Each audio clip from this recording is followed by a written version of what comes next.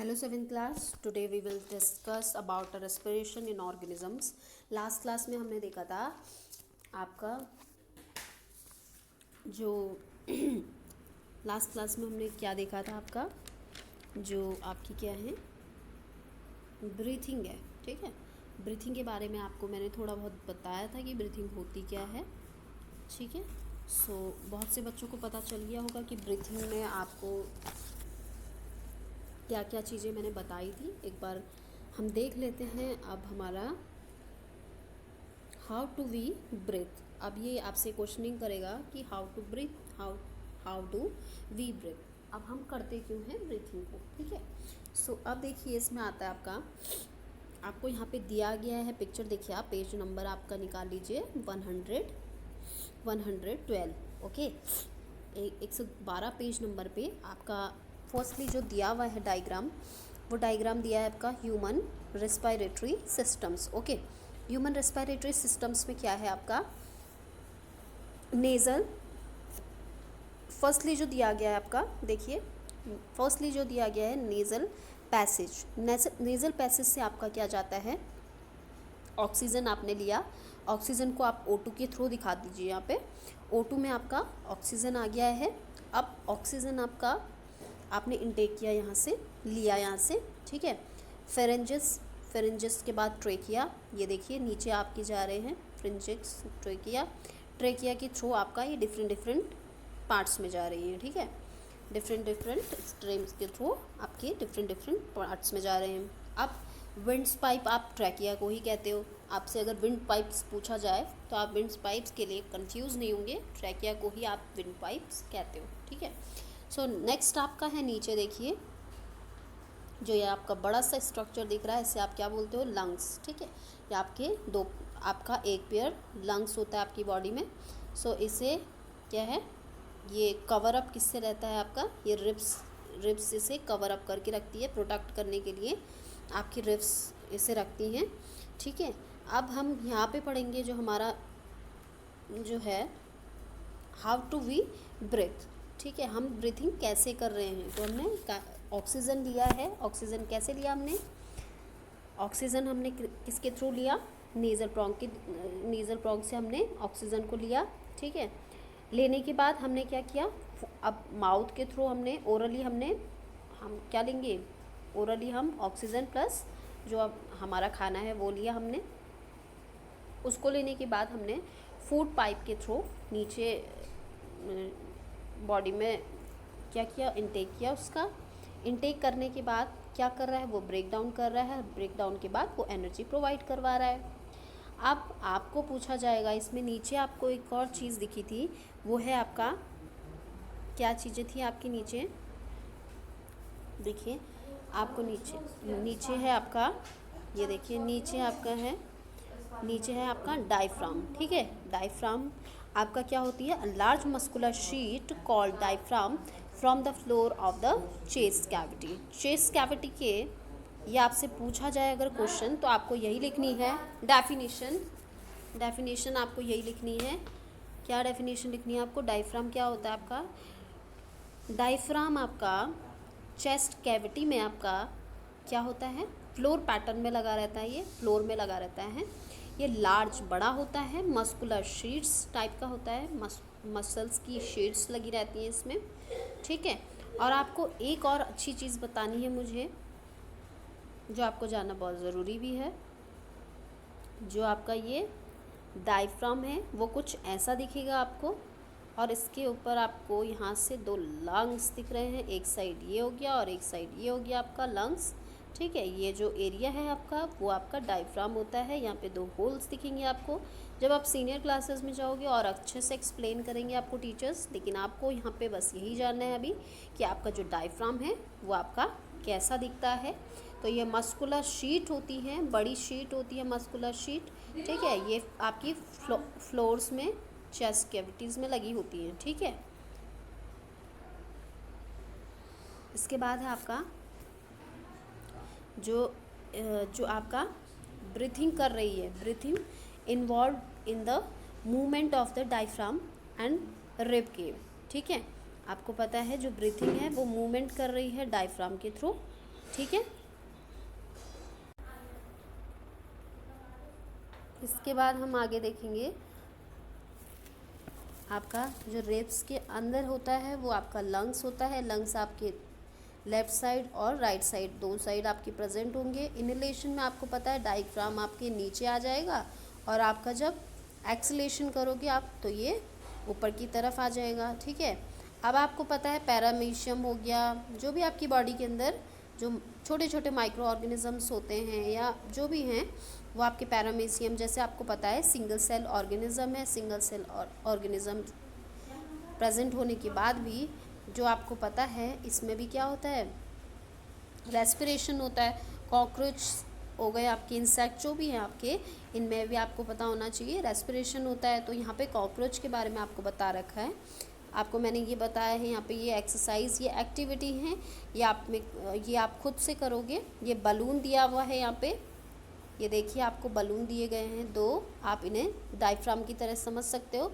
नीचे ये आपका जो दिखाया गया है ये डायफ्राम के लिए बताया गया है कि ये डायफ्राम हो सकता है। और ये जो दो चीज़ें दिखाई गई हैं ये लेफ़्ट और राइट आपका क्या है, लंग्स हैं, ठीक है।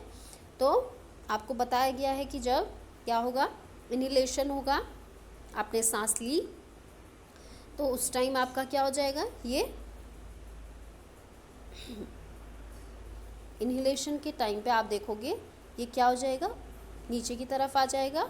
और जब एक्सलेशन होगा तो ये ऊपर की तरफ चला जाएगा, ठीक है। एक्सलेशन मतलब CO2 का एक्सक्रीट आउट होना, मतलब बाहर निकलना, ठीक है। सो अब आगे देखेंगे हम लोग। देखिए आपको बताया गया है यहाँ पे the percentage of the oxygen is a carbon dioxide is inhaled and exhale air. अगर इनहेल करते हो और एक्सेल करते हो, इनहेल करने पे आपको पता है 21% ऑक्सीजन आपकी बॉडी में जाता है, लंग्स में जाता है। 0.04% जो कार्बन डाइऑक्साइड है वो आपका क्या होता है, इसके साथ साथ आपकी बॉडी में अंदर जाता है। अब ये कह रहा है एक्सेल करते टाइम क्या आपको पता है कि आपकी बॉडी से कितना कार्बन डाइऑक्साइड बाहर निकलता है और कितना ऑक्सीजन आपकी बॉडी से बाहर निकलता है। तो यस, तो आपकी बॉडी से जो ऑक्सीजन अमाउंट है वो कितनी निकलती है, तो देखिए आपकी बॉडी से जो ऑक्सीजन अमाउंट है वो आपकी 16.4% ऑक्सीजन आपकी बॉडी से बाहर निकलता है और 4.4% कार्बन डाइऑक्साइड आपकी बॉडी से बाहर निकलता है। जबकि आप जानते हो कि कार्बन डाइऑक्साइड आपकी बॉडी के लिए बहुत ज़्यादा खतरनाक है, लेकिन ये बनती भी कितनी अमाउंट में है आपकी बॉडी में, देख लीजिए नीचे लिखा है 4.4% आपका कार्बन डाइऑक्साइड आपकी बॉडी में बन रहा है, ठीक है। अब देखिए आगे क्या दिखा है आपको, कॉकरोच के बारे में बताया है। तो आप सीनियर क्लासेस में जब और अच्छे से इससे कॉकरोच के बारे में बताया गया है, यहाँ पे मैं आपको थोड़ा सा बता दूंगी कि कॉकरोच में होता क्या है। कॉकरोच में आपका एक चीज़ देखेंगे हम, इसमें क्या होते हैं, स्प्राइकल्स होते हैं। स्प्राइकल्स मतलब होते हैं आपके, आप जब कॉकरोच को अच्छे से देखोगे तो इसमें आपको ऐसे ऐसे छोटे छोटे से क्या दिखेंगे, ये कॉकरोच का मैं आपको अच्छे से दिखा रही हूँ, आप अच्छे से देखिएगा। ये इनके कुछ क्या होते हैं, स्प्रैकल्स होते हैं। स्प्रैकल्स का मतलब होता है ये होल्स टाइप के होते हैं इनके, ठीक है। इनके थ्रू इनकी क्या होती है, ओपनिंग होती है। ओपनिंग में क्या होती है, रेस्पायरेशन होता है। रेस्पायरेशन आपका इसी के थ्रू होता है, ये जो एयर सैक्स टाइप के जो भरे हुए हैं इनके थ्रू इनका रेस्पायरेशन होता है, ठीक है। नाउ अब इसके बाद नेक्स्ट आ जाइए जो अदर एनिमल्स हैं। अब मैंने आपको बताया इंसेक्ट्स में हो गया है, ठीक है। इसके बाद जो नेक्स्ट हम देखेंगे, नेक्स्ट हो गया हमारा अर्थवर्म। अर्थवर्म सब ने देखा होगा, ठीक है। अर्थवर्म में भी आपका अर्थवर्म कैसी होती है पहले देख लेते हैं। अर्थवर्म हमारी होती है कुछ ऐसी, अर्थवर्म देखी होगी आप लोगों ने, देखिए कुछ अर्थवर्म ऐसी, या ये आपका अर्थवर्म है। अर्थवर्म में आपने देखा होगा, अर्थवर्म में आपका क्या है, अर्थवर्म में आपके जो स्किन है, स्किन के थ्रू आपका रेस्पिरेशन होता है, ठीक है। स्किन के थ्रू आपका रेस्पिरेशन होता है। नाउ इसके बाद अब फ्रॉग जो है, फ्रॉग में आपका पेयर ऑफ लंग्स प्रेजेंट होते हैं। ये भी आपका एनिमल है तो इसमें भी पेयर ऑफ लंग्स होते हैं, जैसे हमारे पास लंग्स होते हैं वैसे इसके पास भी लंग्स होते हैं। इन्हीं के थ्रू क्या करता है, रेस्पायरेशन करता है। लेकिन एक और चीज़, जो इसका लावा होगा, जो छोटा बच्चा होगा, छोटा बच्चा तो नहीं होता ना, इसके अंडे से होते हैं। लावा जो होगा, लावा में आपका रेस्पिरेशन किसके थ्रू होगा, गिल्स के थ्रू होगा। ठीक है, जो लावा होगा, लावा में क्या होगा, गिल्स के थ्रू इसका रेस्पिरेशन होगा। अब जो फिशेस होती हैं, वाटर में आपकी फिशेस प्रेजेंट होती हैं, आपको पता है फिश में किस तरीके से आपका रेस्पिरेशन होगा। तो फिशेस में भी आपका जो रेस्पिरेशन होगा वो आपका किसके थ्रू होगा, गिल्स के थ्रू होगा। आपको पता है ना, इनकी बॉडी जो है वो स्ट्रीम लाइक होती है। आप देख रहे हो, यहाँ से वाटर को लिया इन्होंने, वाटर के साथ आपको पता है सी वाटर के साथ आपको क्या क्या मिलेगा, वाटर के साथ आपको ऑक्सीजन भी प्रेजेंट होगा। तो ऑक्सीजन इसने लिया और यहाँ से ये क्या कर रहा है, गिल्स के थ्रू ये क्या कर रहा है, रेस्पिरेशन हो रही है। अब आपको लास्टली जो बताया गया है, लास्टली जो इसमें है चैप्टर में, वो है डू प्लांट्स ऑल्सो रेस्पायर। क्या प्लांट्स भी रेस्पायर कर सकते हैं? यस, प्लांट्स भी रेस्पायर कर सकते हैं। तो आपको पता होना चाहिए, देखिए जो प्लांट्स हैं, प्लांट्स में क्या होता है, प्लांट्स में रेस्पिरेशन आपका CO2 निकालते हैं। रेस्पिरेशन के टाइम पे आपका CO2 निकलता है, ठीक है। लेकिन स्टोमेटा क्या करते हैं, एब्जॉर्ब, जो स्टोमेटा है वो एब्जॉर्ब करते हैं ऑक्सीजन को एब्जॉर्ब करते हैं, ठीक है। गैसियस एक्सचेंज होने की जो विधि होती है वो किस में होती है, मेथड, जो गैसियस एक्सचेंज होने की जो मेथड होती है वो किसके थ्रू होती है आपकी प्लांट में या लीव्स में, वो स्टोमेटा की प्रेजेंस में होता है, ठीक है।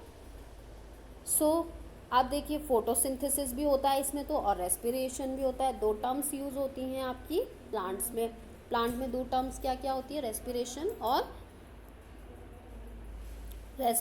और फोटोसिंथेसिस। फोटोसिंथेसिस में आपको बता दिया मैंने, अब कंफ्यूज नहीं करोगे आप। फोटोसिंथेसिस और रेस्पिरेशन और फोटोसिंथेसिस। फोटोसिंथेसिस में आपको पता है आपको CO2 चाहिए होता है, और रेस्पिरेशन के टाइम पे आपको ऑक्सीजन ही चाहिए होगा, ठीक है।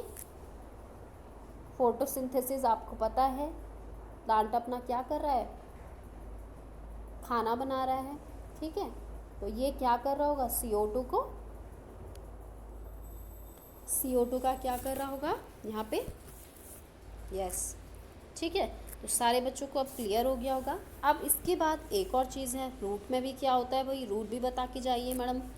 तो रूट में अब ये है, रूट जो है वो आपका कहाँ से लेती है ऑक्सीजन को, तो ऑक्सीजन ये कहाँ से लेती है, आपकी जो सॉइल है, देखिए रूट आपकी जो है वो सॉइल से आपकी क्या लेती हैं, ऑक्सीजन को लेती हैं, ठीक है। ऑक्सीजन जो है सॉइल पार्टिकल्स आपके ऑक्सीजन को प्रोवाइड करवाते हैं रूट्स को। जो प्लांट्स की रूट है वहाँ से सॉइल पार्टिकल से ही ऑक्सीजन को ले लेती हैं, ठीक है, क्योंकि इनमें गैप्स प्रेजेंट होते हैं, आपको भी पता है ये तो ये चैप्टर हमारा यहाँ तक एंड हो चुका है।